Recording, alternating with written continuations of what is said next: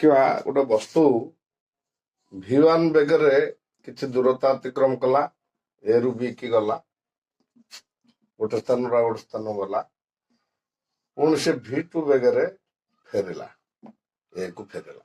ତାହେଲେ ଏହାର ହାରାହାରି ବେଗ କେତେ? ହାରାହାରି ବେଗ କେତେ?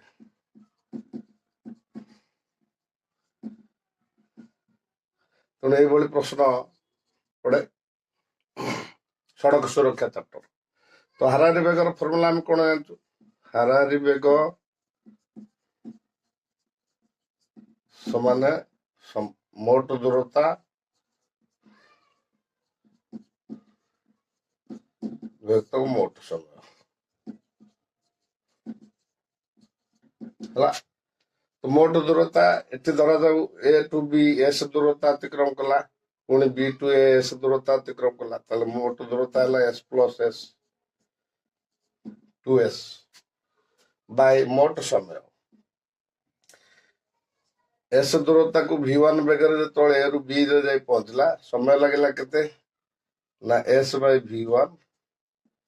ପୁଣି ଯେତେବେଳେ ବି ରୁ ଏ କୁ ଯାଇ ପହଞ୍ଚିଲା v2 ବେଗରେ, ସେଇ ଏସ୍ ଦୂରତାକୁ ସମୟ ଲାଗିବ କେତେ? ନା ଏସ୍ ବାଇ v2। ତାହେଲେ ଆକୁ ଆମେ ସିମ୍ପ୍ଲିଫାଇ କରିବା। ଏଟା ହେଲା 2s ବାଇ ଏସ୍ କମନ ରଖିଦେଲେ 1 by v1 plus 1 by v2।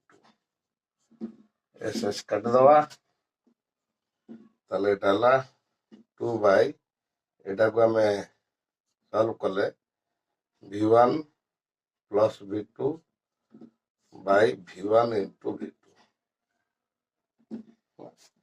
Eight को मैं ऊपर लिखुची, सो इज इक्वल केते ना twice v1 v2 by v1 plus v2। तो एवरेज वेगर फॉर्मूला है। प्रश्न जब देइथो ये 60 किलोमीटर तो घंटा बेगर गला, 40 किलोमीटर तो घंटा बेगर फेरला, ताले एटी कोन हबो ना 2 into 60 गुणन 40 बाय 60 जुक्त 40। 60 40 100 जीवो, ए कटि जीवो 48 किलोमीटर तो घंटा हला। तेणु ये क्वेश्चन गुड़ाक देखापी तुरंत चैनल को सब्सक्राइब करंतु, लाइक करंतु, सांग मानक शेयर करंतु, जिते अधिक शेयर करेंगे।